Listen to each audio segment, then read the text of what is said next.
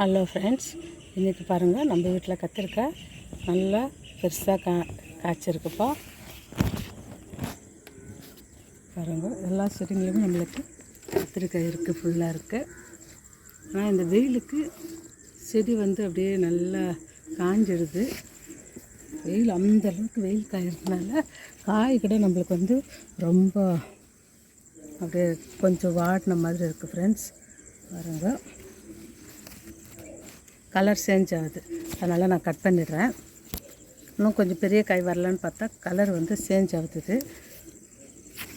அதே போல் இந்த பக்கமும் அப்படி தான், எல்லா இடத்துலையும் அப்படி தான் இருக்குது காய்ங்க.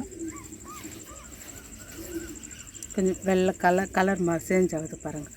அதனால் நம்ம கொஞ்சம் சீக்கிரமாகவே அது இன்னும் கொஞ்சம் பெருசாக வெயிட் பண்ணேன் நான். ஆனால் சரி பார்க்கலாம்.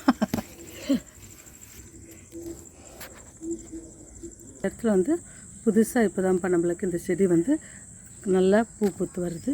இதில் ஒரே ஒரு காய் தான், இது நல்லா ஃப்ரெஷ்ஷாக இருக்குது. நம்மளுக்கு இன்றைக்கி 1/2 கிலோ கத்திரிக்காய் கிடச்சிதுப்பா நம்ம செடியில், மருந்து இல்லாமல் எருவோட கத்திரிக்காய்.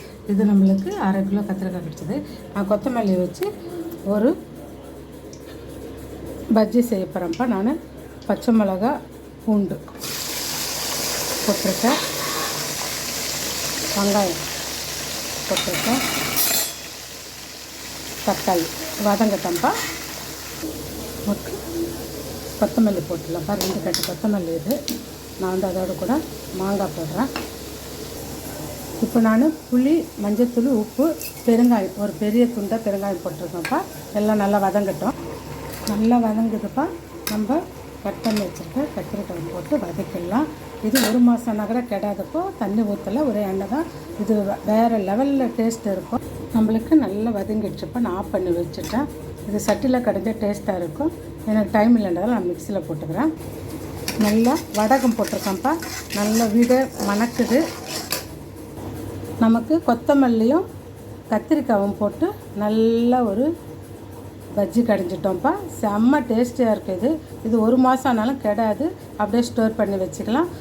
இட்லிக்கு, தோசைக்கு, சப்பாத்திக்கு, சாப்பாட்டுக்கு, ரசம் சாப்பாடு, தொட்டுக்க சாப்பாடு எல்லாத்துக்குமே டேஸ்ட்டாக இருக்கும். நீங்களும் இதை செய்யுங்க. தேங்க்யூ.